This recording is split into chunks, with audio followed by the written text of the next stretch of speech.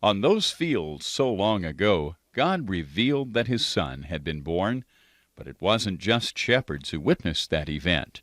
A dear old widow who gave her service to the temple was also privileged to see the face of God. Her name was Anna, and she was the voice of thanksgiving.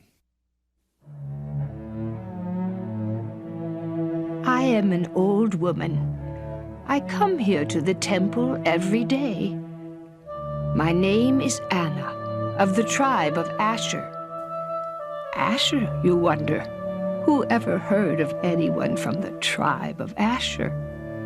When Joshua divided Canaan, the tribe of Asher got its land far in the north. It was a weak tribe, unable to drive out the Phoenicians.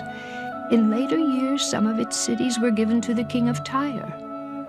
And when Israel fell to Assyria, the 10 tribes of the north, including Asher, were scattered in captivity and disappeared from history. But my ancestors left their inheritance in the north and moved to Judah before the Assyrians came. And ours was not the only family that hated the idolatry of the north, and so moved south to Judah where they could worship at the temple in Jerusalem. We kept the records of our genealogy. That was all so many hundreds of years ago. My father's name is Phanuel, or as we Jews pronounce it, Penuel. You remember the patriarch Jacob, who wrestled with the angel of the Lord. Then he changed the name of the place to Penuel, the face of God, for he had seen God face to face and lived. Think of that, to see the face of God. Does that sound funny to you? How can a person see the face of God, who is a spirit? But remember what the psalm says. My heart says of you, seek his face. Your face, Lord, I will seek. Do not hide your face from me. I have sought the face of God for many years. And do you know what? I have looked into the face of God. I am 84 years old. Years ago I was married, but my husband died after just 7 years together. So I have been a widow ever since, with no home but the temple, no family but God's people. I am a prophetess. I fast and pray night and day. In Israel we believe that prayer, fasting, and thanksgiving must be given to God by his people. And it takes me so close to God that sometimes I can hear him speak to me. Among the 12 voices of Christmas, I am the voice of thanksgiving. Since I spend almost all my time at the temple, I was there as a matter of course the day that I saw his face. I was standing in the temple courtyard praying. People were coming and going as they always do. Suddenly, I stopped my prayer and turned to one of the gates.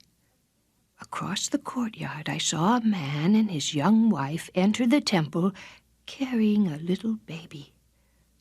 That was not so unusual. Couples regularly bring their babies to the temple for dedication. But as soon as this couple entered the courtyard, an old man approached them. I could see them talking. I began to make my way through the crowd, across the portico, and up the stairs to the level of the courtyard where the couple stood. The pretty young wife looked at her husband and then held out her child to the old man. He took the baby in his arms and then held him above his head. The old man had a very loud voice. People stopped and stared. By that time, I had come close enough to hear him praising God. He said, "Mine eyes have seen thy salvation, a light of revelation to the nations, and the glory of thy people Israel." I knew he was right. This baby was God's anointed, the one our people had been waiting for to redeem Jerusalem. The old man finished his prayer and gave the baby back to his mother. They talked. I could not hear it all. Such a look crossed that young mother's face. As soon as the old man finished, I pushed up to the couple. If this was God's anointed, I had to be in on the celebration. Before they could move away, I put my hand on her arm. She smiled and showed me the baby. I saw the face of God on that child. I raised my hands and opened my mouth in thanksgiving to God for bringing this baby into the world. This child was one for whom the whole world should be grateful. My thanks were voiced on behalf of all those who look for redemption in Jerusalem. That redemption had come in this baby. This child was the key to our redemption. I sang songs of praise from the great singers of Israel.